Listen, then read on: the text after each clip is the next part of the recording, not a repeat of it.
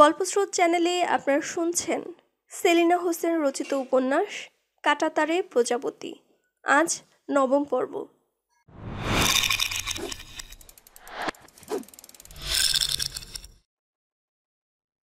এক সময় গানের আসর থেকে বিচ্ছিন্ন হয়ে যায় আজিজ। সুর ওর কানে ঢুকে, কিন্তু হৃদয় স্পর্শ করে না। ওর পাশেই ওয়াজেদ মোড়ল নীল ফতুয়া গায়ে দিয়ে প্রবল উৎসাহে গানের সঙ্গে মাথা নাড়াচ্ছে, গুনগুনিয়ে নিজেও গাইছে, একদম জমে গেছে।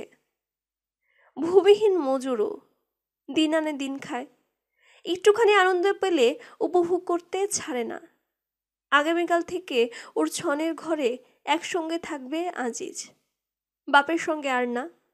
যার জীবনের সঙ্গে ওর আদর্শের মিল নেই, তার সঙ্গে সম্পর্ক টেনে লাভ কি? বরং প্রতিদিনের তেতো কথাবার্তা মন খিচড়ে রাখে। ক্রূর দৃষ্টি দেখলে শরীরে আগুন জ্বলে। ফণিভূষণের স্কুলে দপ্তরের কাজ করে দিলে একটা হাত খরচ দেবে। পার্টি ফান্ড থেকে রমেন দেবে 10 টাকা। এই দিয়ে ওর মাস চলে যাবে। তাছাড়া মাসের অর্ধেক দিনই তো ওর ঘরে থাকা হয় না। দূর দূর গ্রামে চলে গেলে ঠিকমতো ফেরা হয় না। পার্টির কর্মীদের সঙ্গেই কাটিয়ে দেয়। ওর ভাবনা কি? ওয়াজেদ মোড়লের সঙ্গে কথা হয়েছে। নিঃসন্তান এক বিধবা বোন ছাড়া ওর সংসারে কেউ নেই। 2 বার বিয়ে করেছিল। 2 বউই সন্তান প্রসবের সময় মারা যায়। তারপর থেকে আর বিয়ের কথা ভাবে না। বলে, আমার ভাগ্যে বউ নাই, সাওয়াল নাই। কথাগুলো বলার সময় অদ্ভুত এক বিষণ্ণতায় ওর চেহারা কালো হয়ে যায়। এই বিষণ্ণতা ও বেশিক্ষণ ধরে রাখে না। হাসি খুশি থাকতেই ভালোবাসে। গান বাজনা হলে ওর ফুর্তির সীমা থাকে না। আজিজকে বলে, আপনি ওই হারামজাদা বাপের সাথে থাকেন কেন আজিজ ভাই? আমার কাছে চলে আসেন। আমরা 2 ভাই জোরদার খেদামু, আর কাউকে লাগবি না। কথাটা বলার সময় ওর সরল বোকা চেহারা ঝুলকে ওঠে। তেল চকচকে চুলগুলো পরিপাটি করে আছড়িয়ে পকেটে চিরুনি ঢুকাতে ঢুকাতে আর চোখে আজিজের দিকে তাকায়। বিকেলে আজিজ ওকে একসঙ্গে থাকার কথা বলতেই ওকে জড়িয়ে ধরে। বলে, আমার কি ভাগ্য, চলেন হাট থেকে ইলিশ কিনে আনি। আজ না, আরেকদিন হবে। আজিজ ওর মহা উৎসাহ নির্বাপিত করে। ঘরে কিছু নাই যে? ডাল ভাত তো আছে। আছে। ওয়াজেদ মাথা নাড়ে। ওতেই হবে। আজিজ ওকে আর কথা বলার সুযোগ না দিয়ে অনুষ্ঠানের কাজে ব্যস্ত হয়ে গিয়েছিল। এখন ওয়াজেদের খাবার কথা মনে নেই। ও গানে মশগুল হয়ে সব ভুলেছে। এই উৎসব মুখর মধ্যরাত থেকে আজিজ নিজেকে মুক্ত মানুষ মনে করে। পরদিন ভোরবেলা গিলাবাড়ি সীমান্তের কাছে দাঁড়িয়ে আজমল হো হো করে হেসে ওঠে। এই কেমন আজব নীতি যে এখন থেকে এই সীমানার উপারে আমি আর যেতে পারবো না। এতদিনকার চিরচেনা মাটি এমন করে পর হয়ে গেল। ও কিছুতেই নিজের মনকে বোঝাতে পারে না। কদিন ধরে ভোলাহাটের সবখানে ধুমধামের সঙ্গে পাকিস্তানের জন্ম উৎসব পালিত হচ্ছে। ও তেমন সাড়া পাচ্ছে না। মনে হয় কোথায় যেন কি ঘটে গেছে, যে ফাঁক ও পূরণ করতে পারবে না। এখন থেকে এই মাটির নাম পূর্ব পাকিস্তান। ও বিড়বিড় করে, এখন থেকে আমি পাকিস্তানি। এতদিন আমি বাঙালি ছিলাম, এখন থেকে সেটা কি আমি আর নেই? ওর কাছে সবকিছু কেমন গোলমাল ঠেকে। কার কাছে এই প্রশ্নের উত্তর মিলবে? আজিজ ছাড়া ও আর কার কাছে যাবে? ও দ্রুত হেঁটে আসে অনেকখানি। আমি মুসলমান, আমি বাঙালি, আমি পাকিস্তানি, কোনটা আমার জন্য ঠিক? ও গোলাম আলীর চায়ের দোকানে এসে বসে। দোকানে কেউ নেই। লোকটা কয়লার চুলোয় ফু দিচ্ছে, আগুন জ্বালাতে পারছে না। আজমল কাঠের বেঞ্চে পা উঠিয়ে নেয়। ধোঁয়ায় গোলাম আলীর চোখ লাল হয়ে উঠেছে। দুহাতে চোখ কচলে বলে, এত ভোরে? এলাম। আজমল হাত উল্টিয়ে বলে, ভঙ্গিটা এমন যে এই সংসারে ওর ভালো লাগার মতো কিছু নেই। কপাল কুঁচকে রেখেছেন যে? একটা জিনিস ভাবছি। কি? গোলাম আলীর কয়লা জ্বলে ওঠে। ও কেতলিতে গরম পানি বসায়। আজমল ওর কাছে বাঙালি, মুসলমান, পাকিস্তানি ইত্যাদি সমস্যার কথা বলতেই ও হেসে গড়িয়ে পড়ে। হাসতে হাসতে বলে, পাগল না হলে এসব কেউ ভাবে? শুনছি পশ্চিম পাকিস্তান নামে আরেকটি জায়গা আছে। আমরা বোধহয় কোনোদিন তা দেখতেই পাবো না। এত সব ভেবে লাভ কি আজমল ভাই? মুসলমানের একটা আলাদা দেশ হয়েছে, আমরা স্বাধীন দেশের মানুষ, আমি এতেই খুশি। ও বোঝে গোলাম আলীর কথায় যুক্তি আছে, ওর মতো হতে পারলে স্বস্তিতে থাকা যায়, কিন্তু ও মানতে পারছে না। ওর বুক খচখচ করে, বুক থেকে কাঁটা নেমে যায় না। আপনি খুশি না আজমল ভাই? ও হা না বলে না। এই সমস্যার একটা উত্তর না পাওয়া পর্যন্ত ও নিজেকে ভারমুক্ত করতে পারছে না। গোলাম আলী একগাল হেসে বলে, বুঝেছি আপনার মন ভালো নেই। আপনার জন্য পরোটা বানাবো? বানাও। গোলাম আলী গামলায় এক গাদা আটা মাখায়। শুনলাম আপনার আব্বা আপনার জন্য মেয়ে খুঁজছেন। কতবারই তো দেখলেন। বিয়ে করবে কে? আপনি রাজি হন না কেন? ভালো লাগে না, আমি হাত মুখ ধুয়ে আসছি। আজমল সামনের পুকুরে এসে নামে। এইসব প্রশ্নের মুখোমুখি হতে ওর ভালো লাগে না। মানুষের অহেতুক কৌতূহলকে ও ঘৃণা করে। গোলাম আলীকে এখন একটা পোকার মতো লাগছে। এসব মুহূর্তিক পরিবর্তন ওকে খুব অস্থির করে রাখে। ওর ঘাড়ে ঘাম জমে এবং নিঃশ্বাস বিলম্বিত হয়। আজমল গোলাম আলীর উপর রেগে থাকে। গোলাম আলী পরোটা বেলায় ব্যস্ত হয়ে গেলে ও কেটে পড়ে। হাঁটতে হাঁটতে ওর মনে হয় ইয়াসিন বসনির আচরণে ও বিয়ে থেকে বিমুখ হয়েছে। ও কখনো নারী নিয়ে ভাবে, সেটা সাময়িক, কিন্তু আবেগতাড়িত হয় না। ইয়াসিন বসনির ওগা খিচুড়ি জীবনযাপনে ওর ঘেন্না, ভাবলেই শীতল হয়ে যায় অনুভূতি। সেই ঠান্ডা বরফের নিচে চাপা পড়ে যায় বিয়ে, সংসার ইত্যাদির প্রশ্ন। তার চেয়ে এই অবাধ জীবন ভালো, যেখানে কারো জন্য পিছন ফিরে তাকাতে হবে না। মুহূর্তে ওর ইচ্ছে হয় আজিজের কাছে চলে যায়। এখনই রওনা হলে দুপুর নাগাদ পৌঁছে যাব। ও আর এক মুহূর্ত দাঁড়ায় না। বিল ভাতিয়ার মাঝখানে আশিক আলীর সঙ্গে দেখা। জাল পেতে এক গাদা পাখি ধরেছে ও, খাঁচায় ভরে রেখেছে। আজমল জানে সেদিন রেহানাকে বিয়ে করতে গিয়েও বিয়ে না করে ফিরে এসেছিল আশিক আলী। কেন, এ প্রশ্ন ওর অনেকবার জিজ্ঞেস করতে ইচ্ছে হয়েছে, কিন্তু সামনাসামনি হলে আর করা হয় না, তখন নিজের কাছে বাধে। পাখি নিয়ে ব্যস্ত আশিক আলী ঘাসের দড়ি দিয়ে কতগুলোর পা বেঁধে রেখেছে। আজমলকে দেখে এগিয়ে আসে। কি খবর ভাস্তে, কোথায় যাচ্ছ? আজিজের কাছে। হঠাৎ? এমনি যাচ্ছি, মন ভালো নেই, কাল আবার ফিরে আসব। আমারও মন ভালো নেই, বিল ভাতিয়া ভাগ হয়ে গেল। অবশ্য একদিক দিয়ে ভালোই হয়েছে, হিন্দু জমিদাররা আমাদের উপর জুলুম করেছে অনেক। জুলুমের কথা বলছেন? জুলুম কে না করছে? মুসলমান জমিদার জোদ্দাররা কি আর ছেড়ে দিয়েছে? আশিক আলী মাথা নেড়ে বলে, ঠিক বলেছ। তখন আজমল ওর কাছে বাঙালি, মুসলমান, পাকিস্তানি সমস্যার কথা ওঠায়। খুব করে বোঝাবার চেষ্টা করলে আশিক আলী হো হো করে হেসে ফেলে। আমরা চাষাভুষো মানুষ, আমাদের কি এত কিছু ভাবনা মানায়? আমি এসব বুঝি না, বুঝতে চাই না। এত কিছু বুঝতে চাই না বলেই তো সেদিন রেহানাকে বিয়ে না করে ফিরে এলাম। কি হবে বারবার ভাগ্যের পরীক্ষা দিয়ে? এখন বুঝি ভালোই করেছি। এই পাখি ধরি, খাই দাই, ঘুরে বেড়াই, দিব্যি আছি, কোনো কষ্ট নেই। বিয়ে করলেই কষ্ট বাড়ে। জীবন থেকে এইসব ঝুটঝামেলা ঝেঁটিয়ে বিদায় করেছি। ভালো করেছি না? করেছেন। আজমল খুব আড়ষ্ট কণ্ঠে বলে। ওর মনে হয় আশিকালে অন্যরকম হয়ে গেছে। কয়েক চাচা হয়ে যাবে না তো? ওর বুক খচখচ করে।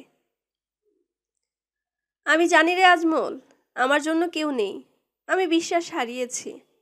জোর করে কি সাহারার মতো ভালোবাসা খুঁজে পাওয়া যায়? হো হো করে হেসে ওঠে আশিকালি। ওর হাসিতে পাখিগুলো ডানা ঝাপটায়। আশিকালি একজোড়া বেলে হাঁস আজমলের দিকে এগিয়ে দেয়। নে, আজিজকে দিস, ও পাখি খেতে ভালোবাসে। ওমন হাঁ করে তাকিয়ে আছিস যে? আপনার শরীর বোধহয় ভালো নেই চাচা, বাড়ি যান, রহিমন ফুফু আছে তো? থাকবে না তো কোথায় যাবে? ওর কি কেউ আছে? তবে আমার শরীর ভালোই আছে। যাই। আজমল বোঝে খারাপের কথা বলা আশিকালি পছন্দ করেনি। ও পাখির দুটো ঠ্যাং ধরে ঝুলাতে ঝুলাতে দ্রুত হেঁটে যায়। দুপুরের আগেই ও পৌঁছে যায় ওর মামার বাড়ি। বারান্দায় বসে হুকু টানছিল নাসির জুদ্দার। মুখ দেখেই বোঝা যায় আজমলকে দেখে খুব খুশি হয়নি। কি খবর? কি মনে করে? আজমল কিছুটা আহত হয়। মামি বেরিয়ে এলে তাকে সালাম করে। ও বারান্দায় উঠে এলে নাসির জোদ্দার খরম পায়ে বারান্দা থেকে নেমে যায়। ওর মামি চোখে আঁচল দেয়। তুমি আজিজের কথা উঠাবে, এজন্য মামা চলে গেল। আজিজ কোথায়? বাড়ি ছেড়ে চলে গেছে। শুনেছি ওয়াজেদ মোড়লের সঙ্গে থাকে। আসে না? কখনো আসে আমাকে দেখতে। তুমি গোসল করো, আমি ভাত দিচ্ছি। মামি চলে গেলেও আজমল হাতল ভাঙা চেয়ারটায় চুপচাপ বসে থাকে। ওর ইচ্ছে করছে দৌড়ে আজিজের কাছে চলে যেতে। ওর বুকের ভেতর প্রবল এক আনন্দের হিল্লোল বয়ে যায়, কিন্তু মামির দুঃখের সামনে সে আনন্দ প্রকাশ করার উপায় নেই। ও আড়ষ্ট হয়ে বসে থাকে। ওর মামা কাচারি ঘরে গিয়ে বসে আছে, কাকে যেন বকাঝকা করছে। নিকোনো উঠোনে একটা কুকুর শুয়ে আছে। কোথাও কোনো আবর্জনা নেই। আজমলের চোখের সামনে গোটা বাড়িটা একটা ফসল কাটা মাঠের মতো হয়ে যায়। আজিজ নিজের মতো হয়ে গেছে। বাপের জোয়াল ওর কাঁধে নেই। ভাবতেই আজমল উঠে পায়চারি করে। ঘামে জামা ভিজে গেছে, পা ধুলি ধূসরিত। তবু ওর গোসলের ইচ্ছে নেই। ও যেতে পারলে বাঁচে। বারান্দায় মাদুর পেতে মামি ওকে খেতে দেয়।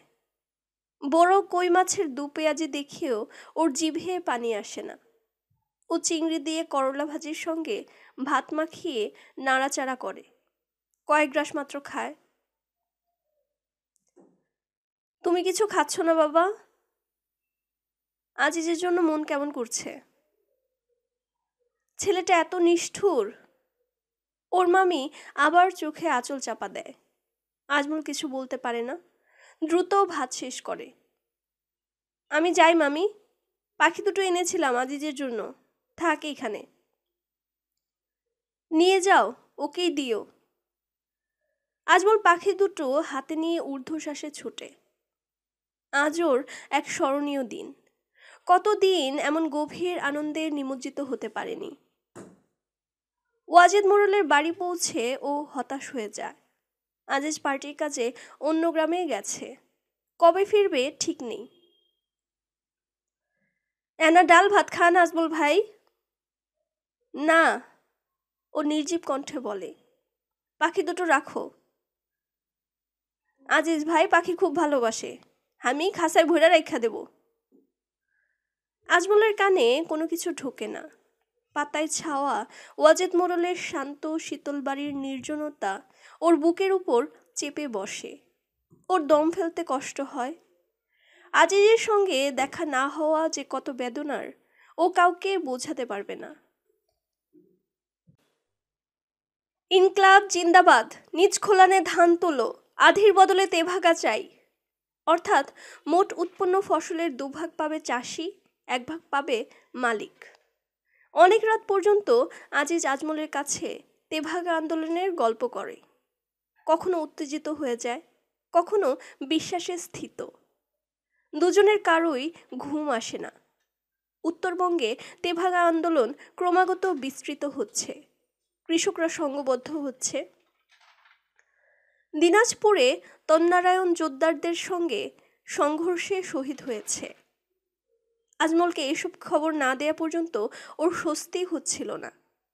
বুকের মধ্যে অনেক কিছু জমে গেলে ও ছুটে আসে আজমলের কাছে। শৈশব থেকে দুজনে একসঙ্গে বড় হয়েছে। ওর যে কোনো কাজেই ও আজমলকে সঙ্গী হিসেবে চায়। তেভাগার সংগ্রাম ওকে উদ্বুদ্ধ করেছে। রমেন মিত্র আন্দোলন জোরদার করে তোলার ডাক দিয়েছে।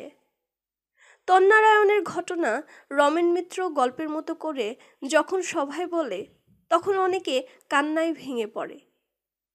2 বছর আগে বাংলার প্রাদেশিক কৃষক সভা ও কমিউনিস্ট পার্টির নেতৃত্বে তেভাগার সংগ্রাম শুরু হয়। যতদিন যাচ্ছে আন্দোলনে গতি সঞ্চারিত হচ্ছে। নতুন রাষ্ট্র পাকিস্তানকে কেন্দ্র করে যে স্বপ্ন ছিল সাধারণ মানুষের মনে, সেই স্বপ্ন দিবা স্বপ্নে রূপান্তরিত হতে শুরু করেছে। মানুষ বুঝে গেছে ক্ষমতার হাত বদল হয়েছে মাত্র। উলুখররা উলুখরি। কৃষকরা এখন অধিকার আদায়ের দাবিতে রুখে উঠছে। উত্তরবঙ্গের ফসলহীন খাখা মাটি কৃষকের রক্ত জল করে শুষে নিচ্ছে। বিনিময়ে জুটছে শূন্য হাড়ির হাহাকার। কৃষকেরা রুক্ষ ধুধু মাটিতে দাঁড়িয়ে উদয়াস্ত পরিশ্রমে নিরন্ন এবং হাড় জিরজিরে। অন্যদিকে ফুলে উঠছে জোদ্দার জমিদার উঠতি বণিকরা। তাই মুখ থুবড়ে পড়ে গিয়েও রুখে দাঁড়াচ্ছে মানুষ। ন্যায্য অধিকার চাই। এখন থেকে নিজের খোলানে ধান তুলবে ওরা, তারপর ভাগ করে নেবে। আজিজের কথা শুনতে শুনতে উদ্বুদ্ধ হয়ে যায় আজমল। মানুষের দুর্দশা ওকে সবসময় বিচলিত করে। এই দুর্দশার কথা শুনলে যুক্তির চাইতে আবেগ কাজ করে বেশি। ওর বাবা রেশম চাষি। বংশ পরম্পরায় এই ব্যবসা চলে আসছে। ভোলাহাটের রেশম ব্যবসার দীর্ঘকালের ঐতিহ্য আছে। এখানে ঘরে ঘরে পলু চাষ হয়। 2 ভাগ 3 ভাগের প্রশ্ন এখানে নেই। প্রশ্ন নেই ভূমিহীন মজুরের। তাই তেভাগা আন্দোলন আজমলের জীবনে এক ভিন্ন অভিজ্ঞতা। এদিক থেকে আজিজ ওদের অনেক কাছাকাছি বলে ওদের কান্না আমি শুনতে পাই। ছেলেবেলায় দেখিসনি ওরা কেমন বাবার পায়ের উপর আছড়ে পড়তো? বড় হয়ে বুঝেছি বাবা যা করছে তা অন্যায়। আজমল, ওদের সঙ্গে সঙ্গে আমাদেরও এই অন্যায়ের বিরুদ্ধে কথা বলতে হবে। আজমল মাথা নাড়ে। আজিজ বড় সুন্দর করে কথা বলে। ওর কথা বিশ্বাস না করে উপায় নেই। মাতলার অনেক গল্প করে আজিজ। বলে মাতলা জাতের সাঁওতাল, কালো শরীর। আমার বাপ জোদ্দার, শরীরে চিক নাই। হলে কি হবে, মাতলার পাশে কিছু না। ও একটা খাঁটি মানুষ রে আজমল। আমাদের এলাকায় তেভাগার আন্দোলন ওই চালাতে পারবে। পাশাপাশি শুয়ে আজিজের নিঃশ্বাসের ওঠানামা টের পায় আজমল। আজিজের রোগা পাতলা গরম, কিন্তু দারুণ কর্মক্ষম। অসুখ বিসুখের বালাই নেই। ক্লান্তিতে সহজে কাবু হয় না। দীর্ঘ পথ হেঁটে এসেও ও কেমন রাত জেগে গল্প করছে। আজমল পারে না, ও হাই তোলে। আজিজ, ঘুমাবি না? মনে কথা জমে থাকলে ঘুম আসে না। শব্দ করে হেসে উঠলে আজমলের হাসির শব্দও ভালো লাগে। হঠাৎ করে ওর মামার কথা মনে হয়। সে কি এসব মানবে? আজিজ, ছোট মামা। বাবার কথা বাদ দে। তোর ভয় নাই? ভয়? আজিজ হো হো করে হাসে। হাসি থামলে বলে, আমি তোকে তন্নারায়ণের গল্প বললাম না? তন্নারায়ণ জোদ্দারের হাতে শহীদ হয়েছেন। আমি না হয় জোদ্দার বাপের হাতে খুন হব? কি আর হবে? আজিজ! আজমল ওর বাহু চেপে ধরে। তোর কিসের ভয়? বুকে বল রাখিস। আজমলের রক্ত হিম হয়ে যায়। আজিজ এত সাহসের কথা বলে কি করে? ও কেমন করে এমন আলাদা হলো? ওর ছোট মামা জমির স্বপ্নে জীবনপাত করে। বর্গা চাষিদের মমির উপর দাঁড়িয়ে আছে তার রাজপ্রাসাদ। কি নিষ্ঠুর ব্যবস্থা! জোদ্দার তার খুশি মতো বর্গা চাষিদের ব্যবহার করে। বিনা অজুহাতে এক বর্গাদারের হাত থেকে জমি কেড়ে নিয়ে অন্যের হাতে তুলে দেয়। জোদ্দারের সব রকম জুলুম ওরা নিরীহ জীবনের মতো সহ্য করে। প্রচলিত নিয়ম অনুযায়ী চাষিরা ধান কেটে জোদ্দারদের খোলানে তোলে। সেখানে ধান মাড়াই হয়, তারপর ভাগাভাগির পালা। চাষি বুঝতেই পারে না কেমন করে ফাঁক তৈরি হয়, কেমন করে হাওয়ায় মিলিয়ে যায় তার ন্যায্য অধিকার। জোদ্দারদের কর্মচারীদের হাতের কৌশলে নিরীহ চাষি বেশিরভাগ সময়ই বঞ্চিত হয় তাদের প্রাপ্য অর্ধেক থেকে। যা পায় তা ভোগ করতে পারে না তাদের অংশ থেকে মারাই খরচ, বড়কান্দা খরচ এবং আরও নানা খরচের তালবাহানায় সেই ধানের কতক অংশ আত্মসাৎ করে জোদ্দাররা। নিরুপায় চাষি ওদের সামনে প্রতিবাদ করার সাহস নেই। হিসেবের মারপেচের আরও একটি পদ্ধতি আছে। প্রত্যেক বর্গা চাষি জোদ্দারের কাছে ঋণের দায়ে আবদ্ধ। যখন ঘরে ধান ছিল না, প্রচণ্ড অভাবের সময় জোদ্দারের কাছে ধান কর্জ নিয়েছে।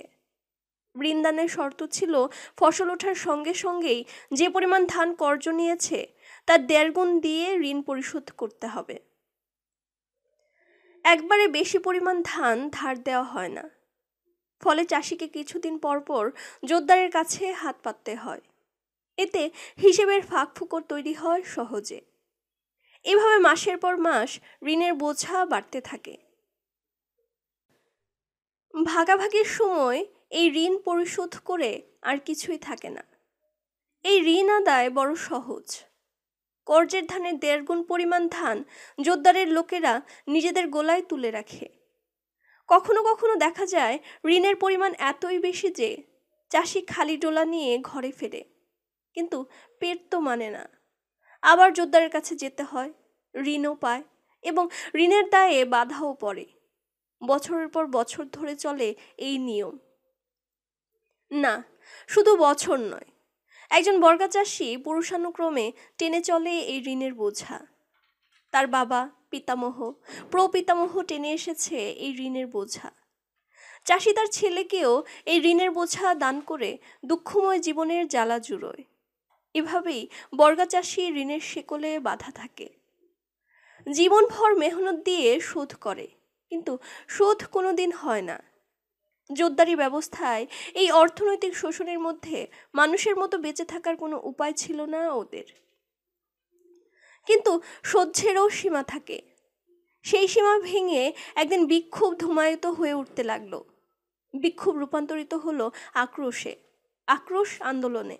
স্লোগান উঠল, জান দিব তবু ধান দিব না। অর্ধ দাসের মতো ব্যবহৃত ভাগ চাষিদের চোখে এখন আগুনের ঝলক। এ আগুন দাও দাও জ্বলবে, জ্বালিয়ে দেবে। ছেলেবেলা থেকে এই ব্যবস্থা দেখে বাবার বিরুদ্ধে ঘৃণা জমেছে আজিজের। যৌবনের শুরুতে রমেন মিত্রের সংস্পর্শ এবং শিক্ষা ওকে বয়স্ক করেছে। এখনও ওইসব খুব ভালোভাবে বোঝে বলেই নিপীড়িত মানুষের পক্ষে সোচ্চার। ভোর রাতের দিকে দুজনে ঘুমিয়ে পড়ে। কথা বলা শুরু করলে দুজনের কারোই সময়ের হিসেব থাকে না। শুধু গল্প নয়, কখনো জটিল বিষয় দুজনকে ভারাক্রান্ত করে, কখনো হালকা রসিকতায় খুলে যায় হৃদয়ের বন্ধ দুয়ার। আজিজ মজার ছেলে, কাজ পেলে গম্ভীর, ডানে বামে তাকায় না। অন্য সময় একদম উল্টো। আসর জমলে কাউকে কথা বলতে দেয় না, রসিকতায় ভরিয়ে রাখে সব সময়। আজমল এর উল্টো। বেশিরভাগ সময় চুপচাপ থাকে, অন্তর্গত ক্ষরণ হয়। যতটুকু না করে তার চেয়ে ভাবে বেশি। সেজন্য আজিজের চাইতে ওর বেদনা প্রবল। ঘুমের মধ্যে আজিজের অবচেতনে গড়ায় মাতলা সর্দার, সাঁওতাল এলাকা, পুকুরের ধারের মহুয়া গাছ এবং মাতলা সর্দারের খোলানে ধানের স্তূপ। আজমলের অবচেতনে গড়ায় গৌর, রেশম এবং আছিয়া খাতুন। মনে হয় ও যেন বিল ভাতিয়া পেরিয়ে চলে যাচ্ছে কোথাও। কোথায় ও জানে না। পরক্ষণে আছিয়ার সঙ্গে প্রচণ্ড ঝগড়ায় লিপ্ত হয়। ওর বাবা এসে ওকে ধাক্কা দিয়ে ফেলে দেয়। আজমলের ঘুম ভেঙে যায়। আছিয়া খাতুন ওর মগজে গেঁথে থাকে। ওর মুখ তেতো, বুকে পিপাসা। ওর খুব খারাপ লাগে। ওর ইচ্ছে সুন্দর স্বপ্নের ভেতর দিয়ে ঘুম ভাঙুক। তাহলে দিন ভালো যায়, মন প্রফুল্ল থাকে। কিন্তু ঘুম ভাঙার মুহূর্তে খারাপ লাগলে ওর দিন খারাপ যায়। যত ঘটনাই ঘটুক, সারাদিনে আর মন ভালো যায় না। আজিজের ঘুম ভাঙেনি। আজমল নিঃশব্দে উঠে আর চোখে তাকায়। রাতে কোথায় ছিল কে জানে। ও রাতে ঘরে ফিরে বাবার খোঁজ করেনি। ইয়াসিন বসনি নির্বিকার, ছেলের দিকে তাকায় না। আজমল পলু ঘরে চলে আসে। আজও আজিজের সঙ্গে নাচল যাবে, তাই বাসারকে সব বুঝিয়ে দেয়া দরকার। অবশ্য বাসার দক্ষ ছেলে। পলু পোকার প্রত্যেক স্তরের অবস্থা চমৎকার বোঝে। বাসারের কারণেই পলু ঘরের কাজ ওর কখনো ক্লান্তিকর মনে হয় না। বারান্দায় বাসার চাকু দিয়ে তুতপাতা কুচি করছে। আজমল পাশ কাটিয়ে ঘরে ঢুকে। ডিম ফোটার পর 12 দিন গেছে। পলুর এখন রহা অবস্থা। এই অবস্থায় পোকা 20-25 দিন থাকে এবং 4 বার খোলস বদলায়। প্রত্যেকবার খোলস ছাড়ার সময় নিস্তেজ হয়ে যায়। প্রায় 1.5 দিন খাওয়া বন্ধ রাখে। প্রথমবার খোলস বদলানোকে বলে মেটে কলপ, দ্বিতীয়বার দো কলপ, তৃতীয়বার তে কলপ এবং চতুর্থবার হলো শোধ কলপ। এভাবে খোলস বদলিয়ে গুটি করার অবস্থায় গেলে হয় রোজের পলু। পোকা খাওয়া বন্ধ করে আবার খাওয়া শুরু করলে সেই অবস্থাকে বলে চিয়ান। ও হিসেব করে দেখল নাচল থেকে ফিরে আসতে আসতে পলু চিয়ানে চলে যাবে। বাসা ঠিকমতো সামলাতে না পারলে পুরো চালানি মাটি হয়ে যাবে। একবার ভাবে যাবে না, কিন্তু পরক্ষণে মত বদলায়, না যাবেই, না গিয়ে থাকতে পারবে না।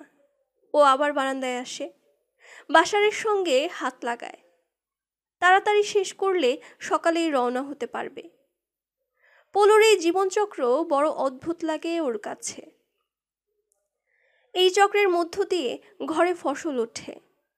এই জন্যই কি এই কাজ ভালো লাগে কি জানি, বুঝতে পারে না ও। তবে এই ফসলের জন্য তেভাগা আন্দোলন নেই। এই ফসল উৎপাদন যার যার, তার তার। যার গুটি যত ভালো হবে সে সবচেয়ে দামি বসনি। চিরকাল ও দামি বসনি থাকতে চায়। সোনালি গুটি ওর শুধু ব্যবসা না, এটা ওর স্বপ্ন। এর সঙ্গে ভালোবাসার সম্পর্ক। বাসার, আজ আমি নাচল যাব। নাচল? ওর চোখ কপালে ওঠে। আপনি গেলে তো আর আসতে চান না। আজমল মৃদু হাসে। আসতে মন চায় না যে। পলুর যা অবস্থা, আমি জানি তুই সব পারবি। তোকে ভরসা করে আমি যেখানে খুশি সেখানে চলে যেতে পারি। দোহাই লাগে ভাইজান, ওই কাজটি করবেন না। না রে, পালাবো না, তোর ভয় নেই। আজমল হেসে ফেলে। বাসার কাজ শেষ করে উঠে দাঁড়ায়। পলুর ডালা পরিষ্কার করেছিস? করিনি, করব। পলুর এই অবস্থায় পাতা খুব সাবধানে কাটতে হয়। খুব কচি পাতা। তুত গাছের ডগার দ্বিতীয় ও তৃতীয় পাতাটি ছোট করে কেটে ছড়িয়ে দিতে হয়। এই পাতা কাটা এক ঝামেলা, বেশ সময় লাগে। খুব সাবধানে ছুরি দিয়ে চৌকো করে পাতাগুলো কাটতে হয়। বটি দিয়ে শাকের মতো কাটলে পাতা তাড়াতাড়ি শুকিয়ে যায়। পলু ভালো করে খেতে পারে না। পাতা কাটা শেষ করে আজমল ডালা পরিষ্কার করার জন্য ব্যস্ত হয়। ছোট ছোট ছিদ্রযুক্ত সরু জাল পোকার উপর বিছিয়ে দিয়ে পাতা ছড়িয়ে দেয়। পোকাগুলো পাতা খেতে খেতে জালের উপর উঠে আসে। ও আর বাসার জালের দুই মাথা ধরে জাল এবং পাতাসহ পোকাগুলো অন্য ডালায় দিয়ে দেয়। পুরনো পাতার পড়ে থাকা অংশ এবং পলুর মল এভাবেই পরিষ্কার হয়। এই কাজের নাম কাসার। শব্দটা শুনলেই ওর হাসি পায়। কে যে এমন একটি শব্দ বের করেছিল, মাথা মুন্ডু কিছুই বোঝা যায় না। পলু যে কয়দিন রহাতে থাকে তখন এই ঝামেলা নেই, নইলে রোজই একবার করে কাসার করতে হয়। এই সময় খুব সাবধানে থাকে ও।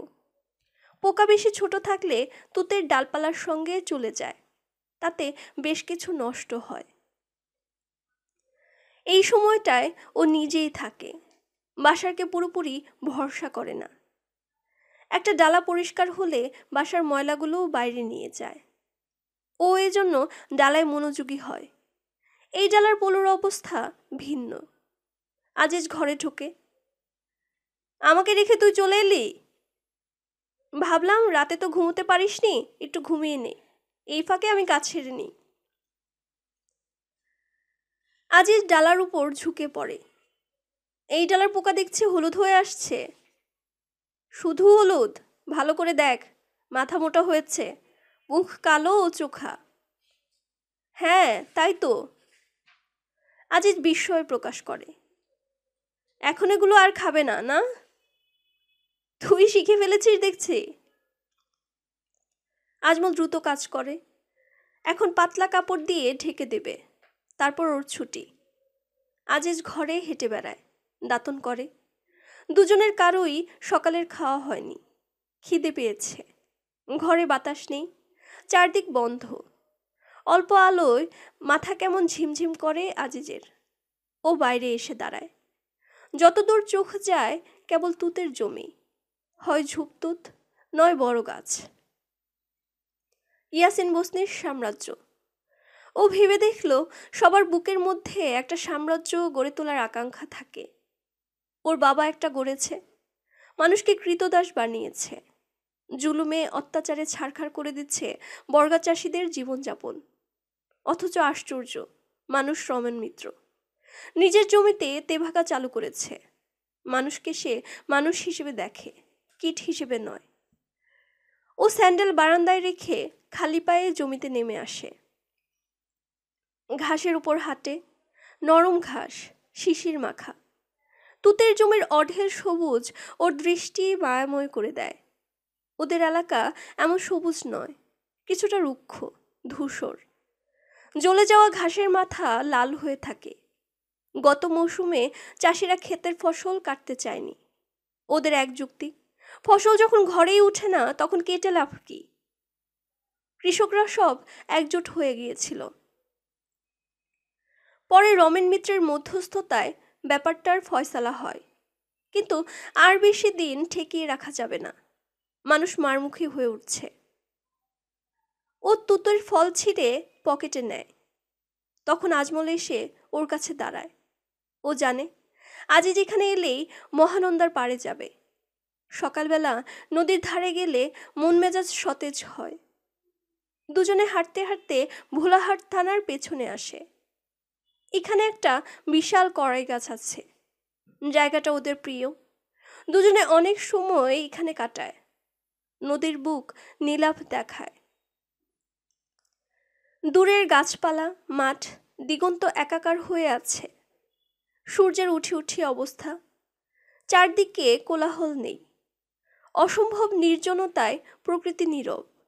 আজিজের মনে হয় একটা পাখিও তো ডাকতে পারে। দুজনে নদীর ঢাল বেয়ে জলের কাছে এসে দাঁড়ায়। পা দিয়ে জল ছিটাতে ছিটাতে আজিজ বলে, কোনো কোনো জায়গা থাকে যেখানে গেলে মনে হয় কোনো সমস্যা নেই, দুঃখ নেই। এটা তেমন জায়গা। আজমল জিজ্ঞেস করে, বাড়িঘর ছেড়ে তোর কেমন লাগছে? খুব ভালো। আমি তোর মতো হতে পারি না। আজিজ হো হো করে হাসে। ঘরে ফেরা দরকার আজমল, বেলা হয়ে গেছে, রওনা করতে হবে। হ্যাঁ চল, গরম ভাত খেয়ে বেরোবো। ইয়াসিন বসনি প্রথমে আজমলের যাবার ব্যাপারে আপত্তি করে, কিন্তু আজিজের অনুরোধের মুখে আর কিছু বলে না। এই একরোখা ছেলেটাকে তার পছন্দ হয় না। কিছুটা অসন্তুষ্ট হয়ে বাড়ি থেকে বেরিয়ে যায়। আজমলের ছোট মা খাবার আয়োজন করেছে। গরম ভাতে ঘি, সঙ্গে ভুনা মাংস, আলু ভর্তা, থকথকে কলুইয়ের ডাল। একটু বেশি খাওয়া হয়ে যায় আজিজের। ছোট মা ওকে প্রচুর দিয়েছে, জোর করেছে, না খেয়ে উপায় ছিল না। অবশ্য ভালোও লাগছিল। ওদের বাড়িতে এসব সাধাসাধি নেই। ছোট ছোট কাঁসার বাটিতে তরকারি বাড়া থাকে, আর গামলা ভরা ভাত। যে যখন ইচ্ছে খায়। ওইটুকু খেয়েই উঠে পড়তে হয়, আয়েসের কোনো জায়গা নেই। ও তর্জনীটা চেটে বলে, তোর ভাগ্য রে আজমল। কেন? তোকে খাবার জন্য সাধে? বাড়িতে আমাকে কেউ সাধে না। মা জোদ্দারের বউ, হাজার ঝামেলায় বাধা। ছেলে বড় হয়ে গেছে, তাই আমার দিকে খেয়াল দেবার সময় নেই। রাখ এসব, ভারী তো একটা কথা। তোকে এগুলো মানায় না। তা আমি জানি, এ নিয়ে আমার দুঃখ নেই। হঠাৎ মনে এলেও বললাম। আজমল বুঝতে পারে আজিজের কথায় সুর কেটে গেছে। ও নির্বিকার ভাত চিবোয়। ও তো জানে এত কিছুর পরও সংসারে ওর বাঁধন নেই। ওর মনে বৈরাগ্য আছে। ব্যাকুল উদাসীনতা বুকে নিয়ে ও এক গৃহী সন্ন্যাসী। তখন খাড়া দুপুর নয়, দুপুরের অনেক বাকি। সূর্য আড়াআড়ি উঠছে। দুজনে গল্প করতে করতে বিল ভাতিয়া পেরুচ্ছে। মেঠো পথ, চারদিকে ফসল। এই বিল ঐশ্বর্যশালী, ফসল ঢেলে দেয়, কখনো নষ্ট হয় না। অন্তত আজমল ওর ২৬ বছরের জীবনে দেখেনি। আরও কিছুদিন পর ফসল কাটা হবে। এদিকে ধানের জমি কম। যার যা আছে নিজেরাই চাষ করে। বেশিরভাগ লোকেরই রেশম ব্যবসায়, নয়তো আমবাগানের মালিক কিংবা খ্যাতি গৃহস্থ। আর বাকিরা দিন আনে দিন খায়। যেমন আয় তেমন ভাত। কখনো নুনমরিচ, কখনো শাকসবজি, কিংবা কদাচিৎ মাছ মাংস। এতেই সন্তুষ্ট ওরা। এর বাইরে কিছু চাইবার আছে বলে ভাবে না। বিলের সবুজ ধান আজিজের মগজে হাজার মৌমাছির গুঞ্জন ওঠায়। ও আস্তে আস্তে তন্নারায়ণের গল্প বলতে শুরু করে, ঠিক যেমন করে রমেন মিত্র ওদের বলেছিল, একদম তেমন করে। একটুও এদিক ওদিক হয় না। ধন্যবাদ সকলকে এতক্ষণ সাথে থাকার জন্য। যারা আমাদের চ্যানেলটি সাবস্ক্রাইব করেছেন তাদের সকলকে অসংখ্য ধন্যবাদ। যারা এখনো করেননি করে ফেলুন এবং পাশে থাকা বেল আইকনটি প্রেস করে রাখুন পরবর্তী অংশ পেতে। গল্প ভালো লাগলে লাইক, কমেন্ট এবং অন্যদের কাছে শেয়ার করার অনুরোধ রইল।